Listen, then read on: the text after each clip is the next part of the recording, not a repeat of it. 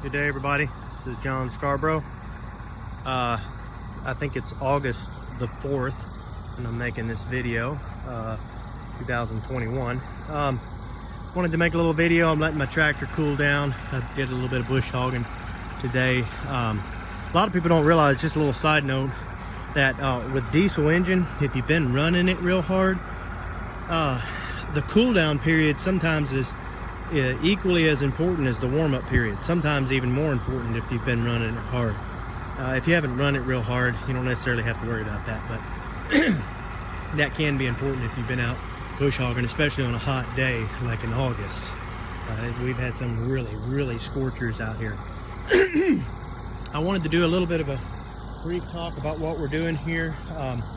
This pasture is on one of the places that we've got where the land was actually trees for a good many years, and after they cut the trees, the landowner sold the trees and then they sold the topsoil, and that helped them to put fence on the place, and it was really the only way for them to do it. The downside is they had absolutely no topsoil. We just had nothing on the land. But anyway, so now there's another landowner that owns it, and the way that they were able to keep growing grass here is they owned a chicken farm, and they were able to spread chicken litter from the chicken farm that they had. It was their own chicken litter. They didn't have to buy it, they just got it from there. And that was, you know, it was enough nitrogen, it was able to keep that grass growing and did a decent job. But once that chicken litter stopped, because now I don't own the farm, I just leased the land from the owner of the farm. Now that chicken litter is not getting spread on here, and I could if I needed to, but now that it's not getting spread on here like it was, we're still got a lot of grass and we got a lot of forage, but we get a lot of weeds in this area, and you can tell over in there. Now we don't always get them, but we get them closer to August. We get some decent amount of weeds, and a lot of times it can be different reasons. Sometimes it's just in your seed bank, sometimes it's just the year, whether it's a wet or dry year. There's lots of reasons. Sometimes you grazed a little bit too hard, sometimes you didn't graze hard enough. There's different factors involved, but in this case I believe that it's probably just the sheer lack of topsoil here. When I first started running this place, you could scrape the grass back, the grass clippings, you pull it back and you look at the bare dirt, and it was solid red. I mean, you could see that ant mound right there, completely red. But the point is, and that's typical, but the point is as soon as you scraped it back, it was red like that. It was solid red. There was no black, there was no dark, there was no organic matter at all. No topsoil, nothing. Well, so that's what I've been working with on this place. FYI, I don't normally leave my tractor cooling down that long. I'm just making a video, so it's not gonna hurt it to cool down a little bit longer today. But anyway, so what I wanted to kind of touch on is sometimes when you get weeds that are overbearing, a mechanical advantage with that bush hog can be very beneficial. I will say it's not necessary as long as you don't have too many cows on your property. It's not necessary, because the grass is still growing. I think eventually it would be necessary, but it's not necessary annually, is what I mean to say. Eventually, I think you would have to do something to keep any trees or anything from growing back, of course. But outside of every several years, you know, I think you'd be perfectly fine. And you would even be okay with something like a drag or something in the wintertime, just drag over the old weeds, and you would be fine. But the thing that we face here in our area, it's different for everybody. When we get land, there is so much competition for land in our area. The landowners do not want to sign a lease here. What they want to do is they want to get you on it, and the agreement is you take care of it. Now, it's good. There's a lot of goods to that and a lot of advantages, but there's disadvantages too. The disadvantage is the fact that you have nothing guaranteeing that you can keep the property at all, except that the property stays looking good. So when that's the case, you have no choice but to own a tractor and a bush hog, or to hire somebody. And hiring somebody can sometimes be way more costly than it's worth. So I just wanted to throw that out there kind of for some people. If you're in that case where you can get a piece of land, you know, and you don't have to necessarily pay a high price, like you can get a good price on it or whatever, but you don't sign a lease with it, and the agreement is that you take care of it, just beware that that landowner will take that land from you if you don't keep it clean and taken care of. So remember that in that case, you may need to let that be an investment. And I'll make another video on that one day about whether you need a bush hog or not. And I'll just kind of give you a spoiler that I don't think that you necessarily need a bush hog or a tractor to do what we're doing. But in getting land deals like we're doing here, sometimes it's borderline necessary. It just depends on what kind of a deal you can work out. But get past that. Let's get past the necessary part and just go on to the advantage part, okay? If you do have the money to get a tractor and a bush hog, the advantages can be good, because what you get is you get all this thatch, and what it is it's a mechanical reset. So you can let the cows, you can bring the cows in here and graze them. And even mob grazing, okay? Even when you mob graze them, sometimes when your ground is this bad, you're not necessarily going to take care of this problem completely. Now, eventually you will. Over time, you're going to build that up, you're going to get that topsoil, but it's not going to happen overnight. And it's not going to happen the first couple of years if it's this bad. I didn't do a soil test here. Now I wish I would have, but I'd be willing to bet that it was nearly zero, because everywhere I looked, it was nothing but clay, nothing. I mean, I couldn't see any black, any brown, anything but red there. So we've definitely increased our organic matter since then. I do know that much for sure. But so what you can do is you can reset you can reset it with a mechanical advantage with that. So it can be beneficial for sure. But also, if you're trying to finish some beef or some lambs or anything like that, you can get this back to a vegetative state, get this back to a state where they can actually eat it. And then you can also take the tops of the weeds off that are there, so that the grass can get strong again and get a new advantage. Because like in places like this right here, you can tell, like now we can actually see the grass underneath there. But when that was tall, it was completely choking it out. And you can kind of tell that there wasn't a whole lot of life in there. Wasn't a whole lot, I mean, there was stems, and that will come back now. That will grow back. But this weed, I've never even seen this weed here before. Just for some reason, whatever reason, it chose to come on this year. For some reason, it came up in the seed bank and it thought it needed to be there. Not a big deal. It is what it is. We grazed it just fine. We never got hurt. Our cows never hurt. They had plenty grass.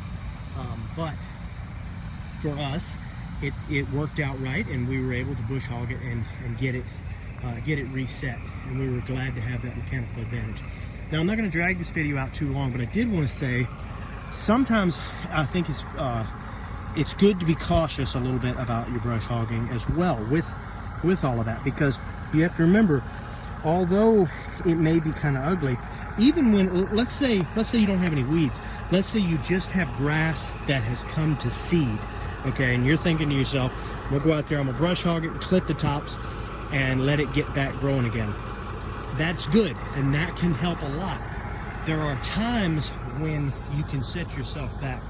Like, let's say you go out and you cut, if a drought comes tomorrow, like, because we're in August, okay, now we've had a lot of rain this year, and we just had some rain. I was fortunate, I was able to get some pastures cut before that, and then now we got another rain coming next weekend. So we got this one cut, and we'll be ready for this to grow. So, but the point is that it's possible for it to dry up. The weatherman doesn't always tell the truth. We all know that.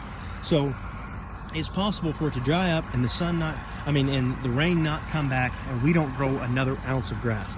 So always remember that grass with a seed head does not offer your cows a whole lot of nutrients, but it's better than nothing. Okay, they can go out there and they can eat it, and it's woody, and they're not going to love it. Their nutrition probably will go down from it, but they're not starving. They're not eating down to dirt. Okay, they're not eating into a bunch of parasites. All right, so it is better than nothing. So do keep that in mind when you're doing it. One thing that I like to do is, like, I know that I'm brush hogging, so I'm brush hogging behind my cows. Very rarely do I brush hog in front of my cows. There's probably only once that I've ever done it, and it's because the weeds were really starting to get bad in that pasture, and the seed head, the grass just grew so fast that it came to seed, and the cows were probably 60 days before they were ever going to get back to that pasture, before they were ever going to touch that pasture. The grass was growing, and you can move them fast, but there's only so fast you can move them. So in that specific instance, I went ahead and clipped that pasture, and it worked out fine to do that. Very rarely will I do that. For the most part, I'm going to want to graze those cows on that pasture and then come in right behind them and clip that. That way they can get what they can get from it, all the good they can get from it. They'll kind of do some of the work for you, and actually make it a little bit easier on that brush hog and that tractor too, because they're taking away some of that stuff that's there. And then you come in behind them, clip it, and that way it's all got a nice even advantage. One more thing, well, a couple more things, but one thing is, do not ever think to yourself, I'm only going to clip half this pasture, I'm going to leave the other half clipped. Unless you're going to put a wire up and split that pasture, okay? If you're going to put a hot wire or something and split that pasture, that's fine. But if it's one pasture, or if it's one spot that they're going to be in, that they're going to have access to that whole spot, clip everything they're going to have access to. Because if you leave part of it unclipped, I guarantee they're gonna eat all the stuff that you clipped. They're not gonna touch the stuff that you didn't clip, and you're pretty much going backwards. And they'll overgraze that other stuff. So don't do that. If you're gonna do that, put a hot wire down the middle and split them, and then you're fine. So that leads to my other thing, and it'd probably be my final thing, is one thing I do is, let's say I grazed in here, okay? Now I've moved them over there, and you can tell that pasture needs to be brush hogged as well. We've gotten pretty grown up. Now we're grown up more on our fences than anything, and that does tend to happen. But the pastures themselves are looking pretty rough out in there. So what I have to be careful about is, they're in there. I've just brush hogged this. When I move them out of there, I need to be very careful about not going straight into there and brush hogging necessarily. Because if I just go and just brush hog and brush hog and brush hog and just get brush hog crazy, and it's tempting, because you start looking at it and it's all looking clean and you're liking the way it looks, and you just want to clean up the whole farm and make it all look good. And if your landowner really is hard on you and he wants it clean in certain areas, then go and clean up close to his house, go and clean up along the roads, but don't cut everything you have all at one time. Okay, that's something you have to be careful about.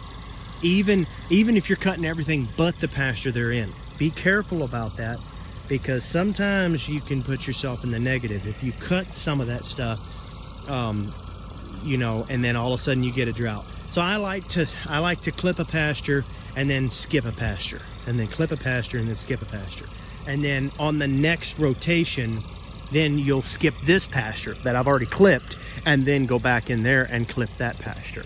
You see what I mean? And that does a couple things. It helps you to have some grass in the bank, so to speak, because there still will be grass over there that's got some seed heads and stuff, and that you're not clipping, so you're leaving some of that in the bank. But also, it gives you some notes in your book. Because when you're brush hogging, the same as everything else, you should always have a notebook and writing down dates, pastures that you cut, where you cut, when you cut, all of that. You should be writing that down and knowing how it was affected year to year, month to month. That way 2 years from now, 3 years from now, I can look over the course of 5 years, let's say, whatever, a couple years, and say, okay, this pasture I've brush hogged every year in August, okay?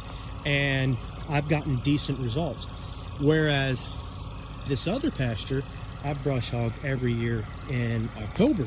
My results were so much better, or my results were so much worse, one way or the other.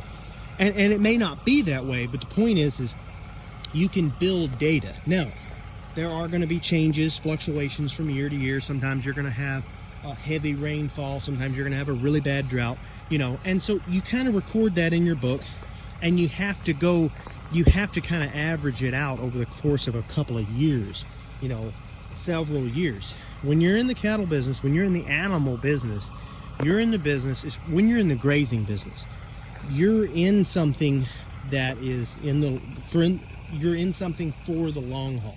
You know, you need to be taking notes down. This is going to take you years to really get data about your pastures, to get data about your cattle, to get data about things, the way things work, what works best for you. I may find that brush hogging this pasture in August is horrible.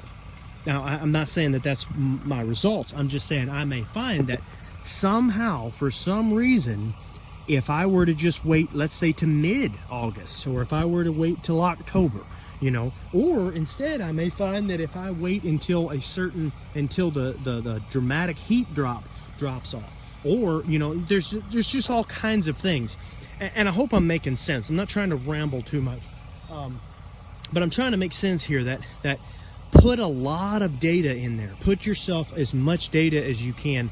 I promise you will look back on it, and every bit of it will be helpful. You will never, you'll never look back at your notes and tell yourself, I put too many notes. I am upset about how many notes I put in here. You're not going to do it, I promise you. You're only going to be happy about the details, and you're probably going to wish you put more in there, okay? So just keep that in mind, guys, and you know, go in there, write all of this down, keep an eye on it. Brush hog, don't get too crazy about it. If you got a place where you've got a long lease but you don't necessarily have to brush hog it, then don't think to yourself, I gotta rush out and buy a tractor and a bush hog, okay? But if you do got a place that your landowner is definitely dependent on you brush hogging it and keeping it clean, then you probably do want to figure something out. With that being said, there are cheaper options than even what I've got here. I've got a fairly cheap option, but I've got a 90 horse tractor, 4-wheel drive, front end loader, and I've got a 15-foot batwing, okay? And even that right there is a fairly cheap option for me. It ended up, you know, part of it's because I got a good deal, part of it's because I got some mechanical knowledge, and part of it's because I got good friends. But the point is that you don't have to do that. You can get a much smaller tractor, 5-foot bush hog, and you can make the pasture look presentable to your landowners, you know. And the other thing is be honest with them. Go out and talk to them. Be honest. Be friendly with them. Get to know them. Help make them your friends, okay? So, like I said, didn't want to ramble on too much. Just wanted to show that, guys. I do believe that doing this has done a lot, but also the way we've been grazing our pastures, we're not to everyday moves yet. That's our goal. Our goal is to get to the point where we're moving every single day, okay? But we're not to that point yet. We just can't be, not with building the place we're building and continuing to build our business and continuing to move forward. We're just not there yet. So if there's anybody else out there like that, just understand that we're all that way, you know. We can't get it overnight. That's okay. All right, you just got a goal you're working towards. But even with that, even with our week, sometimes 2-week moves, all right, we're still building stuff, okay? And this is nothing impressive, all right? This is still not anything impressive, because you can tell it's still nothing spectacular. I'm trying to dig this up. The fact that I'm not seeing pure red there is vastly different from what it was. But you can tell this is the beginning stages of organic matter. It's starting to get brown, starting to kind of stick together, kind of get humus-like. You know, we can definitely see signs of earthworms and things like that. But it's taken a while. The first couple of years, I actually left too much carbon. And that sounds crazy, but that's the only thing I could come up with, is I left too much grass behind. I didn't graze enough of it, and it actually caused weed germination in some places, and it's because I left more than the stuff could, more than the earthworms that were there, more than the micro biology could handle, because they just weren't there. There just wasn't. There was no microorganisms. There was no earthworms. There was nothing there to eat all of the stuff that I was leaving behind, you know. So I think I left quite a bit behind, and it ended up being a lot harder for them. And you can tell this is, yeah, that is way better than we ever used to have. You can just tell. I'm telling you guys, I wish I would have gotten a video of this. I didn't, you know, I never did. I don't know why I didn't, I just didn't. But I'm not even getting too red hardly. I'm seeing little patches. There's a little red, you know. And even this would be considered bad. That's an earthworm. I hope I didn't hurt that thing. I don't have nearly enough of those. But even this would be considered bad soil. That's the end, you know, that we're starting to get to our clay right there. But this is vastly better than what it was. You know, like I would peel this back just like this and see solid red. I had step-in posts and I couldn't even step them into the ground, okay? That was another thing, is I couldn't even hardly do the mob grazing the first year I did it because I couldn't step the step-in post in. Now I'm talking about good O'Brien posts. Those are my favorite. And I sharpened the tips and everything, and I still couldn't get them in the ground. They just wouldn't stab in there far enough. And now we're able to actually push them in. So our ground has gotten softer, and slowly we're getting more biodiversity. We're starting to see more good stuff. And in the springtime, we see massive explosions of clover and things like that. That's something we never got to see. We didn't. I actually told the previous landowner about that, and they were actually surprised because they never planted any of it. And they were asking me if I had planted any, and I told them no. So they were surprised that I was seeing so much clover because I never planted any of it. They never planted any of it, and they never saw clover.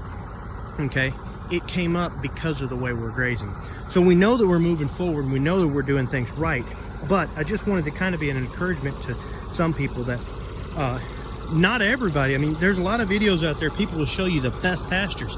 Well, I'm trying to show you pastures out here that are not the best. You know, they do have a lot of weeds in there, but there's a lot of grass underneath there. Okay, there's still something to graze, and we are moving forward. So if that's how your pasture works and it looks, don't be ashamed of it. Just try to keep moving forward. It will get better. It's finally starting to happen to me. Don't get me wrong, I've had my days. It's pretty, you know, you start kind of doubting yourself as a grazer, but you just got to realize that, you know, keep your chin up and realize that you are doing right, especially when you can peel that grass back and you really start to see that topsoil and that organic matter build. So anyway, guys, I hope y'all enjoyed this video. Hope somebody got something good from it. And don't forget to like and subscribe.